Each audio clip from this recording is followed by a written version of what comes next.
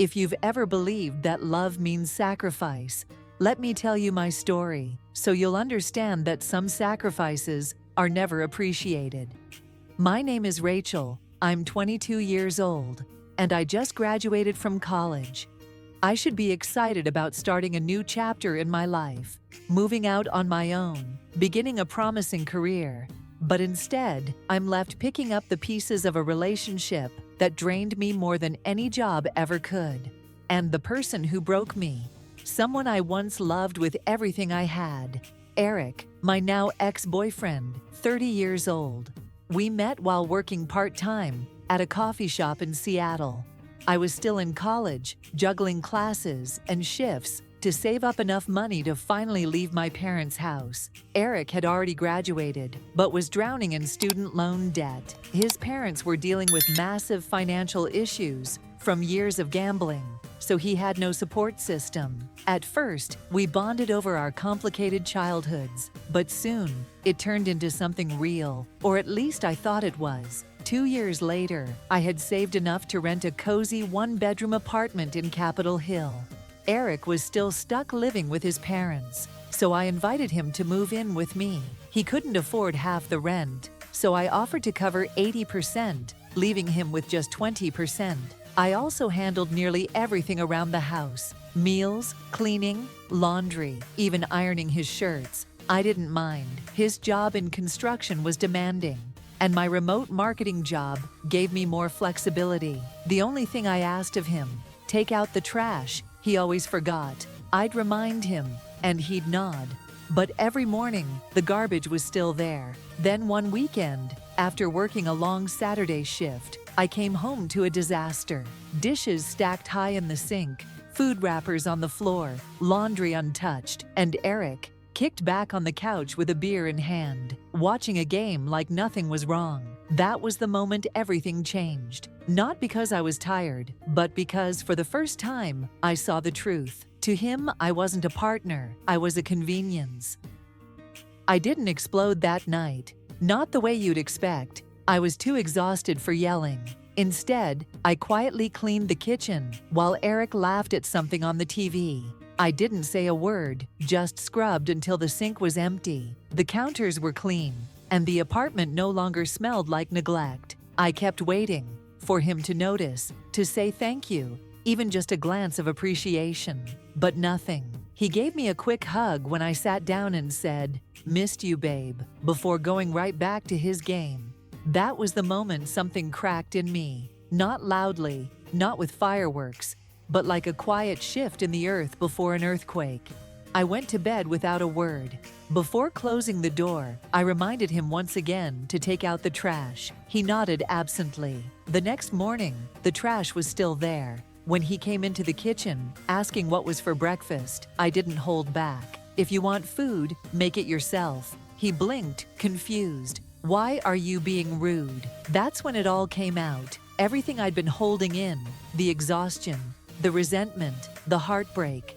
I asked him point blank, "What do you actually do around here besides watch TV and leave a mess?" He started talking about how hard his job was and how he deserved to relax. I agreed. He did deserve rest. "But what about me?" I asked. "When do I get to rest?" I reminded him that I worked too, that after my shifts, I came home and cooked for both of us, cleaned, did laundry, ironed his clothes. All I ever asked was that he take out the trash, one small chore. And his response, he shrugged and said, "I never asked you to do any of that." He said I should help him out, that I should understand how tough his life was, that his mom did all those things for his dad, and I should too.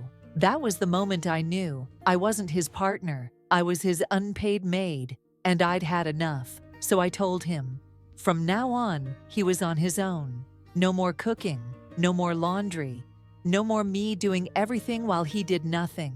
If he wanted a housewife, he'd have to go find one, because I was done. And I meant every word. From that day on, I only cleaned up after myself. I cooked for myself, did my own laundry, and didn't touch a single thing that belonged to Eric. The first day, he thought I was just being petty. But by day 3, when the sink was full of smelly dishes and he had to wear a wrinkled shirt to work, I could see the panic setting in. He started rummaging around the apartment, looking for clean clothes, grumbling about having to iron and cook. I just smiled politely and went about my day. When he asked for help, I calmly echoed his own words from before. I never asked you to do those things. When it was time to pay rent, I transferred exactly 50% to our landlord and let her know Eric would be covering the rest. When he found out, he exploded. "You expect me to pay half? You know I'm still drowning in loans." I looked him in the eye. "Exactly. And you also know I covered 80% of the rent for 2 years without complaint. That ends now. Pay your share or move out." He was furious, silent, then boiling. But eventually, he had no choice. He paid. I wasn't the girl who sacrificed everything anymore. I had set a boundary, and for the first time in this relationship, I stood my ground. But the part that hurt the most wasn't the money. It wasn't even the laziness. It was that Eric never once apologized. Not once did he sit down and say he understood how much I had done for him. Not once did he thank me. I had hoped that by pulling back, he'd see what I was worth, that he'd step up, but all I got was silence, and a man who didn't think he needed to do anything to keep me. The following months were nothing but a string of constant arguments. Eric and I didn't feel like a couple anymore. We were just two strangers sharing a space. Day by day, he blamed me for everything. The dirty dishes, the growing distance, even my recent promotion at work. I hadn't planned to tell him about the promotion, but one of our mutual friends, also my coworker, let it slip. That night, Eric came home drunk, banging on my bedroom door past midnight, saying he needed to talk.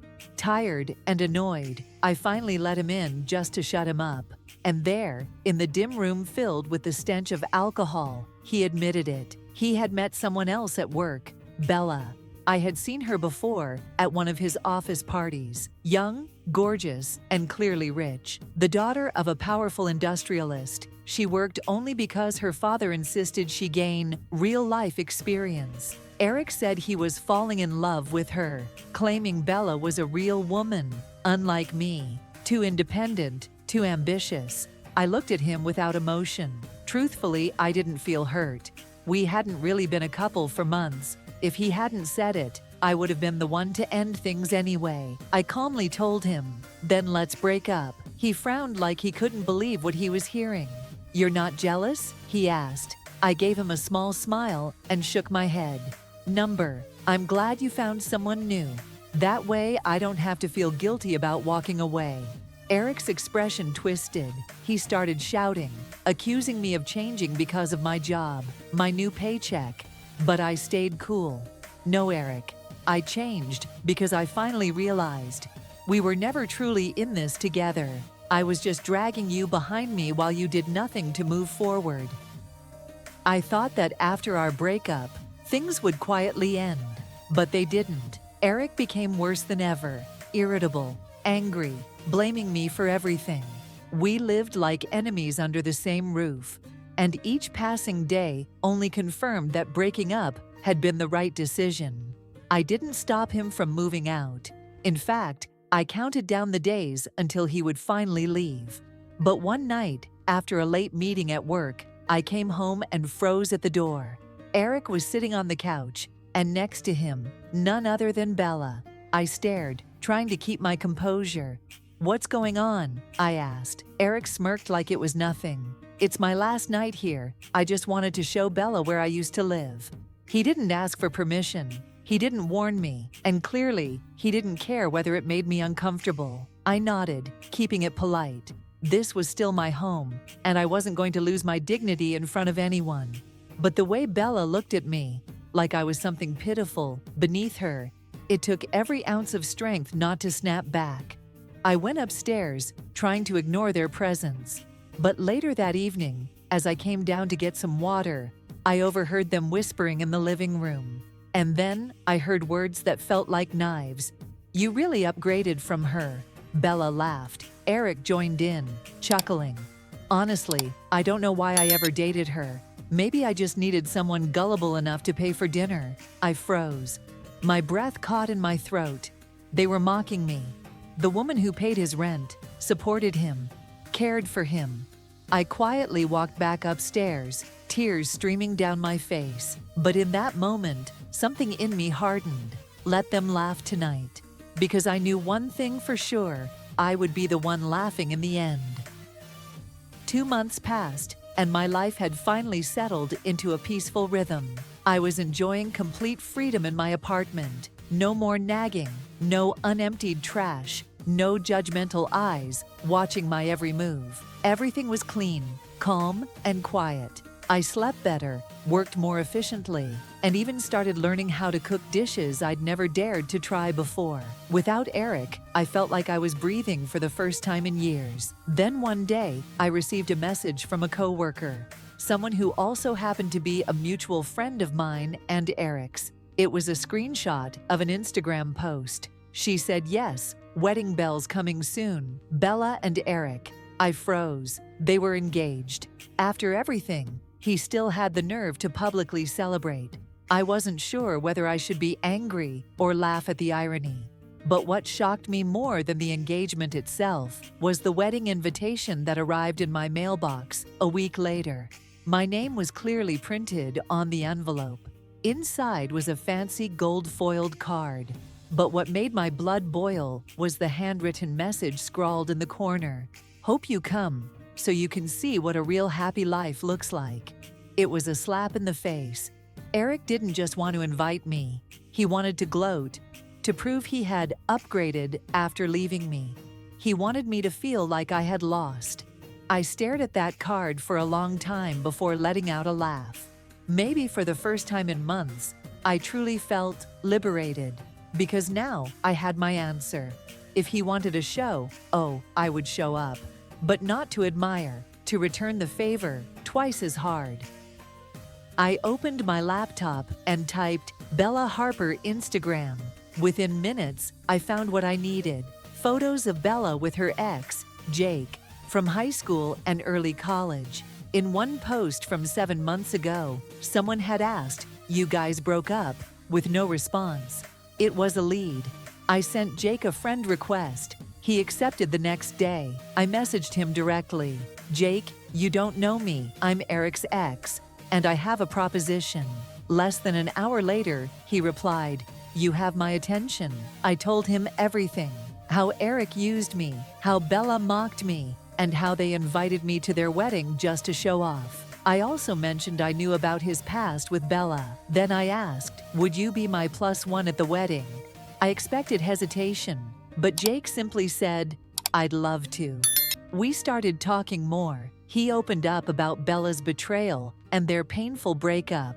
I shared the truth about Eric, how I supported him, did everything for him, and how he humiliated me. We weren't victims anymore. We were a team. And that wedding, it was never going to end the way Eric planned.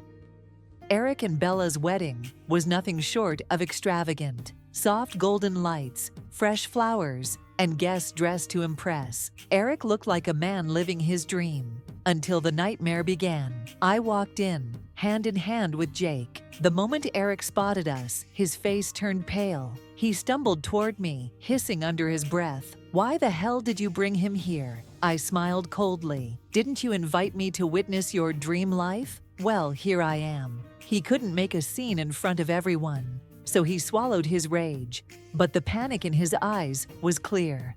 After the formal ceremony, Bella entered the reception in a new gown, glowing with confidence, until her eyes landed on Jake, sitting beside me.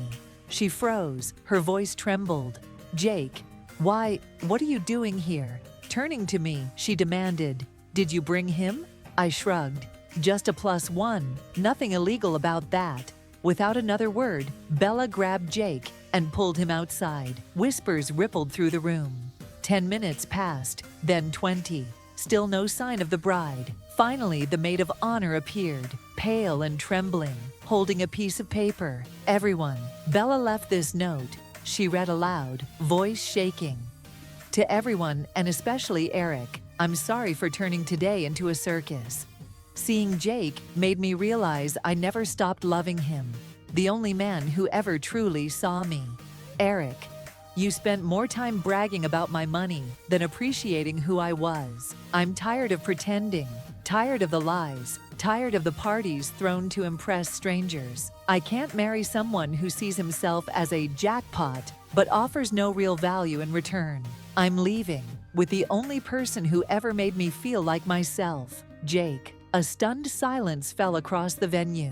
Eric stood alone in the center of the room, frozen under hundreds of eyes, filled with shock, pity, and quiet judgment. A moment ago, he was the proud groom. Now he was nothing but a man left behind, humiliated on the biggest day of his life. Just 3 days after the chaotic wedding, my phone started ringing non-stop. Calls, texts, and angry voicemails from Eric flooded in. He blamed me for ruining his life, accused me of conspiring to break him and Bella apart, and warned me that I'd regret this. I didn't respond to any of it until Saturday afternoon, when he showed up at my doorstep, pounding on the door like I owed him the world. I cracked it open just enough to see him, hair disheveled, eyes burning with rage, and still clinging to his arrogance.